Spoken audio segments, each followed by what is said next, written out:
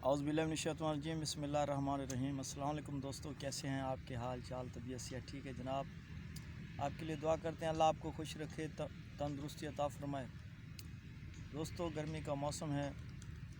आपको पता है कि जैसे कि आज मैं आपको एक नुस्ख़ा बता रहा हूँ। जो लोग कमज़ोर हैं, इस हालत में जिमा करते हैं तो जिमा के वक़्त एक कमज़ोरी सी हो जाती है, तो दोबारा उनको दिल नहीं करता।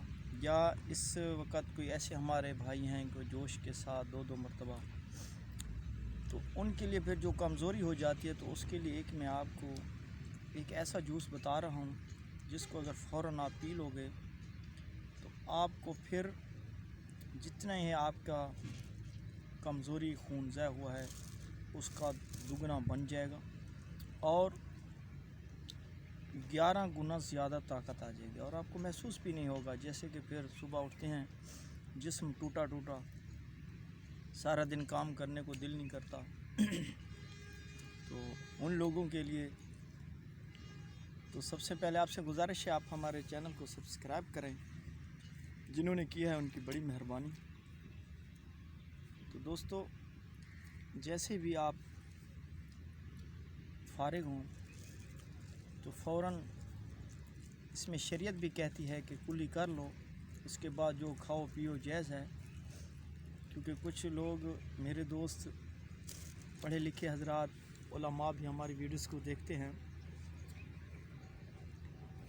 तो उसमें शरीयत भी कुछ टाइम देती है। या आपके पास ऐसी सहूलत है कि आपने फ़ौरन गुस्ल कर लिया, उसके बाद आपने जूस बनाना है। तो जूस में क्या है, आपके घर में, हर घर में एक जूस बनाने वाली मशीन मुहैया है। तो उसमें आपने 11 अदद बादाम डालने हैं। 11 अदद आपने बादाम डालने हैं। 11 अदद आपने 10 अदद काजू डालना है और उसमें 4 छोटी इलायची डालनी है। 1 स्याह मरच डालनी है। क्योंकि ये जो मरच है, ये जो अक्सर लोग हमारे गोलियां वगैरह खाते हैं, तो बीवी के पास जाते हैं, जब उससे फ्री होते हैं तो बाद में उनको जलन रहती है, तो वो जलन का सिस्टम भी सेट कर दें। तो इसमें हस्बे ज़ायक़ा चीनी डालें। अगर शुगर वाले हैं तो चीनी बिल्कुल ना डालें। तो आपने बादाम, काजू, छोटी इलायची और 5-7 दाने अखरोट के, ये 4-5 चीज़ें आपने डालकर इसको आपने ग्लेंडर करना है। खूब ग्लेंडर करें, उसमें पानी डालें। तो ख्याल रहे कि जो बादाम है उसको पहले अगर गर्म पानी से उनका छिलका उतार दें तो सही है, क्योंकि वो बाद में गले में एलर्जी करता है। तो इसको आप जब ये ड्राई फ्रूट वगैरह डालकर आपने उसको जूस बनाया, उसमें आप जितना पी सकें, क्योंकि जब हम बिस्तरी करने के बाद उस वक़्त प्यास भी बहुत लगती है, तो बंदा 1-2 गिलास पी लेता है, कुछ नहीं होता। हम भी पीते हैं यार, ये नहीं कि आपको बता रहे हैं।